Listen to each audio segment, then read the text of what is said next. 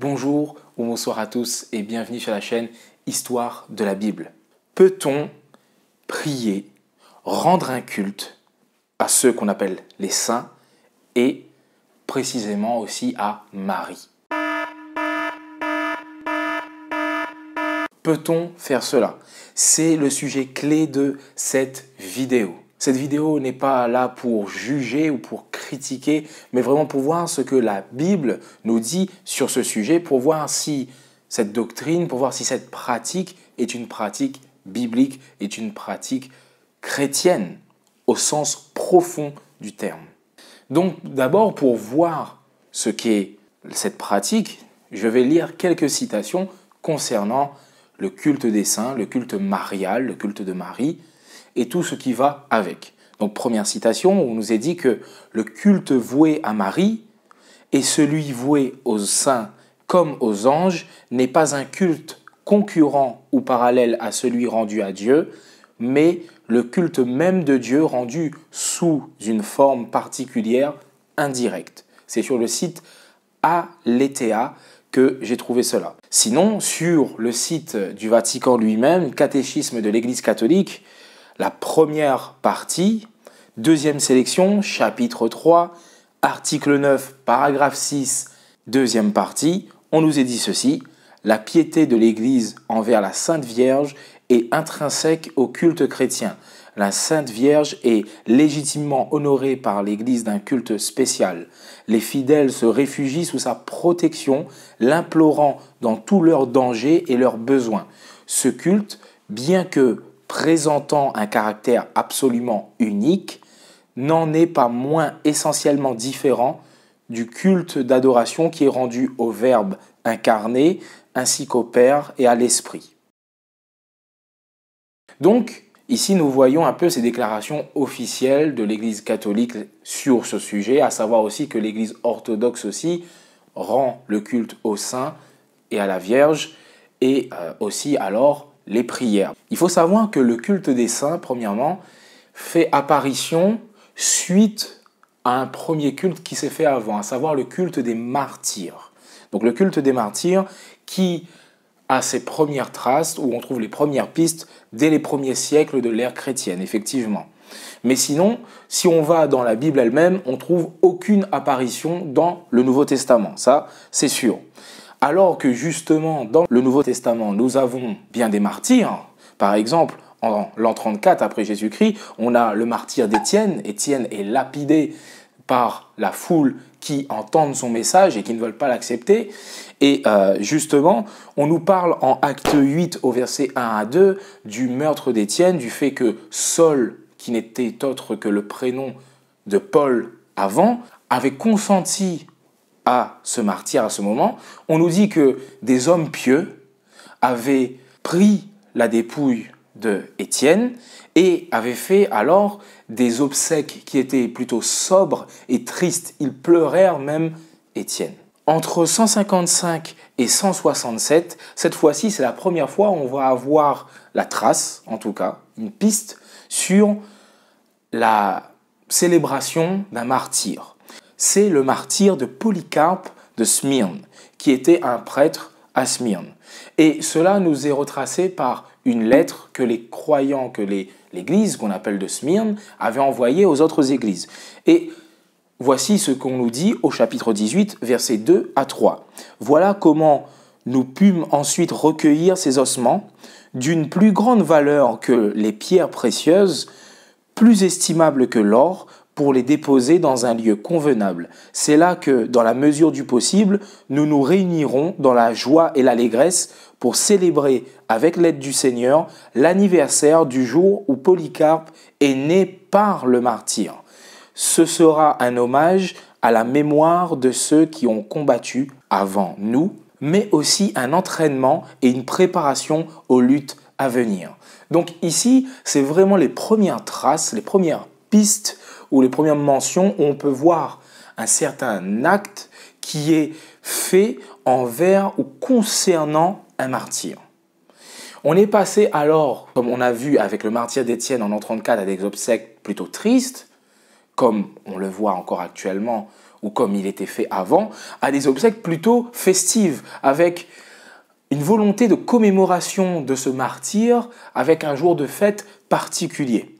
Vers le milieu du IIIe siècle, Cyprien de Carthage va dire « Annoncez-moi les jours où ils sont morts, afin que nous puissions célébrer leur commémoration parmi la mémoire des martyrs, et que des oblations et des sacrifices soient célébrés ici, c'est-à-dire à côté du lieu où il y avait la sépulture des fameux martyrs. » Donc nous avons dans ces premiers siècles de l'ère chrétienne la naissance du culte des martyrs qui ne retrouve encore une fois aucune trace dans la parole, mais vraiment aucune.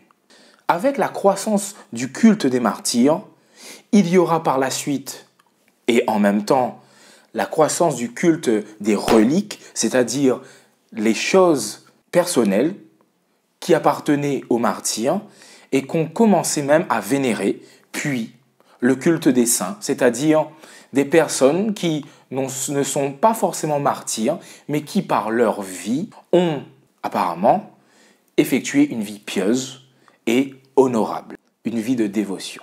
Il faut savoir que ce culte des saints revêt deux formes, à savoir la vénération d'une part et d'une autre part l'invocation. Clément d'Alexandrie, au 2e, 3e siècle de notre ère, va dire concernant toutes ces choses que c'est une suprême folie de demander quelque chose à ceux qui ne sont point des dieux, comme s'ils étaient des dieux. C'est pourquoi nous demandons à lui seul que certaines choses nous soient données, c'est-à-dire à Dieu seul, et que certaines choses nous soient assurées. Donc lui, ici, il dit clairement, Clément d'Alexandrie, dit clairement que c'est une folie que de demander des choses à d'autres que Dieu lui-même. Au IVe siècle, on a cette fois-ci Basile de Césarée qui va dire « Celui qui touche les os d'un martyr participe à la sainteté et à la grâce qui y réside. » Donc nous voyons quand même une dégradation ou une évolution de la pensée qu'il y avait au cours et lors des premiers siècles chrétiens. Jean Chrysostome, lui, va dire « Nous t'offrons ce sacrifice raisonnable pour ceux qui reposent dans la foi, ancêtres, pères, patriarches, prophètes, apôtres, prédicateurs, martyrs, particulièrement pour la Vierge Marie, pour Saint Jean, le prophète précurseur, etc. etc. » Et enfin, encore un autre exemple dans cette époque du IVe siècle, on a cette fameuse prière à tous les saints que Augustin d'Hippone va lui-même faire et adresser. Donc, on va voir ici qu'il y aura vraiment une évolution de cette pensée de passer à ce culte des martyrs qui n'a aucun fondement de la parole, culte des reliques et enfin culte des saints. Arrivé au XVIe siècle, on arrive entre 1545 et 1563 au Concile de Trente, qui est un concile qui va surgir en face et en réponse de la réforme protestante qui émerge et qui vient justement mettre dans ses protestations, dans l'une de ses protestations, la question du culte des saints et justement remettre en question cette pratique plutôt douteuse par rapport à ce que la Bible nous enseigne. Et c'est à ce moment, lors de ce concile, que l'Église catholique va confirmer le culte des saints et établir, cette fois-ci, vraiment, une distinction entre les différents cultes et placer des mots pour établir une distinction afin de dire que non, nous n'adorons pas les saints, nous n'adorons pas Marie, nous n'adorons que Dieu seul. Et cette distinction se fait comme ceci. Le culte qui sera rendu pour Dieu, ce sera le culte qu'ils vont appeler le culte de latrie. Le culte qui sera rendu pour les saints et les anges, c'est le culte qu'ils vont appeler le culte de Dulie. Et enfin, le culte de Marie, qui est pour eux une sainte, mais qui est encore plus saint, mérite un culte spécial, donc un culte de Dulie, mais amplifié, à savoir un culte d'hyper-Dulie. Voilà concernant cette distinction entre les différents cultes. Pour voir un peu ce que cela signifie, Premièrement, le culte qui est rendu par Dieu, ils utilisent ce mot latrie, le culte de latrie, vient du grec latreo, qui signifie adorer, servir, comme en Matthieu 4 au verset 10 ou en Actes 24 au verset 14. Par exemple, justement, en Matthieu 4 au verset 10, où Jésus va dire « Il est écrit, tu adoreras le Seigneur ton Dieu et tu le serviras », ici, serviras, lui seul. Ici, c'est le verbe latreo. Concernant le culte de Julie, dans cette distinction qui disent que c'est un culte rendu pour les saints et les anges, c'est le verbe douléo. Donc le verbe douléo qui signifie aussi servir, obéir. Et ce qu'il faut savoir, c'est que ce verbe douléo, on le retrouve en Matthieu 6 au verset 24. Et en Matthieu 6 au verset 24, Jésus est en train de rappeler qu'on ne peut servir deux maîtres. Et quand il dit on ne peut servir deux maîtres, c'est le mot douléo qui est appelé. C'est le mot douléo qui est utilisé. Ici, Jésus est en train de dire, et il dit après, on ne peut servir douléo, Dieu, et mammon en même temps. C'est-à-dire qu'on ne peut douléo Dieu et quelqu'un d'autre aussi. Donc quand on fait cette distinction entre latrie, latréo uniquement pour Dieu et dulie qui serait cette fois-ci pour les saints et les anges, on voit que dans la parole, cela ne coïncide pas.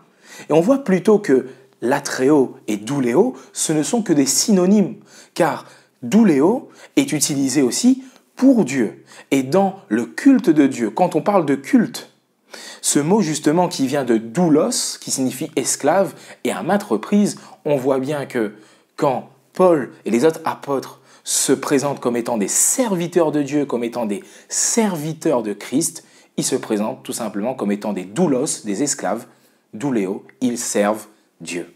Et enfin maintenant, pour parler de ce terme, hyperdulie. Donc c'est un mot spécial qu'on, bien sûr, on ne retrouve pas dans cette forme dans la Bible, mais j'ai quand même cherché à retrouver quelque chose de semblable. Et en fait, hyperdulie, bien sûr, comme on voit, est composé de dulie, qu'on a vu avant, servir, et qui, on a vu aussi avant, est utilisé pour Dieu, et n'est pas une sorte d'adoration qui serait utilisée pour des saints ou pour des anges. Non, pas du tout. Est composé aussi d'un préfixe hyper. Et ce préfixe hyper vient de huper, d'une langue indo-européenne qui signifie sur et qui a composé après le mot grec huper qui signifie au-dessus, au-delà, par-dessus. Et ce mot, on le retrouve en 2 Corinthiens 11 au verset 23. Et en 2 Corinthiens 11 au verset 23, il est intéressant de voir le contexte même de 2 Corinthiens 11. Paul, en fait, il parle face à des docteurs, à des gens qui se vantaient comme être des apôtres de Christ, alors qu'ils n'en étaient rien, alors qu'ils étaient des faux apôtres. Et ils se vantaient de leur prestige, de leur qualité, pour faire en sorte d'avoir des partisans à leur cause. Et même, ils essayaient de destituer Paul de sa place d'apôtre. Et ils disaient que Paul n'était pas un apôtre pour essayer justement de faire perdre cette crédibilité de Paul auprès de l'Église, cette fois-ci précisément et particulièrement de Corinthe. Donc Paul, quand il va commencer, il va dire que si ces personnes-là se vantent, laissez-moi aussi me vanter comme par folie. Il se dit comme par folie parce qu'il sait justement que se vanter ne sert de rien. Mais si eux se vantent, il va aussi se vanter pour faire comprendre comment est vraiment un vrai apôtre de Christ. Quelles sont ses caractéristiques? Et on arrive au verset 23 où il va dire, sont-ils, en parlant de ces faux apôtres, sont-ils ministres de Christ? Je le suis plus encore. Donc, si ces faux apôtres se disent ministres de Christ et que vous les acceptez, ben moi, encore plus, je suis ministre de Christ. Et c'est le mot hyper qui est utilisé dans « je le suis encore plus ». C'est ce mot « plus », par-dessus. Et il est intéressant de savoir que ce mot « sont-ils ministres » de Christ, c'est le mot « diakonos » qui signifie domestique, subordonné et serviteur. Et comme beaucoup de mots en grec, c'est un mot qui a des synonymes. Et dans ces synonymes, on peut retrouver thérapon ou pérétès, et on peut retrouver aussi le mot doulos, serviteur, donc douléo. Donc en bref, si diakonos est un synonyme de doulos, on pourrait reprendre le texte si on passe au verset 23, donc servent-ils Christ? Donc est-ce qu'ils douléo Christ? Moi, plus encore. Donc c'est comme si, en bref, que Paul est en train de dire, moi, je hyperdulie Christ et pas Marie, des saints, des anges ou autres. Donc on voit vraiment que dans tout ce que la Bible nous présente, dans tout ce que l'Écriture nous présente, quand il est parlé d'un service de dévotion, dans un service de culte, c'est uniquement pour Dieu, mais uniquement pour Dieu. Même justement quand l'apôtre Jean, dans toutes ces visions qu'il va voir, il va trouver des choses merveilleuses et parfois terrifiantes. Il va à un moment tomber et se prosterner devant un ange et cet ange va lui dire « Non, je ne suis qu'un compagnon de voyage, adore Dieu ». Maintenant, nous pouvons parler de la prière. La prière est quelque chose qui est très importante dans la parole. Cette communication, cette importance de relation avec le Seigneur dans la conversation avec lui. Et nous retrouvons beaucoup ça. Par exemple, en 1 Timothée 2 au verset 1 à 3, Philippiens 4 au verset 6 ou encore 1 Thessaloniciens 5 au verset 17. Jésus lui-même va dire, quand on prie, Luc 11 au verset 1 à 2, dites Père. Dites Père. Jésus va donner cet exemple avec ses disciples qui lui demandent, Seigneur, comment faut-il prier? Et le Seigneur va dire, quand vous priez, dites Père. On voit aussi dans d'autres références, par exemple en Jean 14, au verset 13 à 14, Jésus va dire que si vous demandez quelque chose en mon nom, je vous le donnerai, je vous l'accorderai, je le ferai. Et des prières à Jésus, on le voit dans la parole encore, par exemple en Acte 7 au verset 59, ou encore Apocalypse 22 au verset 20, etc. etc. Mais aucune, mais vraiment aucune prière n'est faite et n'a été adressée à des hommes, et encore plus, à des hommes morts. Non. Prier pour des hommes, cela, on peut le retrouver dans la parole. Là, on retrouve des exhortations à prier pour les frères, prier pour nous, etc. Mais c'est bien des personnes qui parlent à des personnes vivantes, de prier pour nous.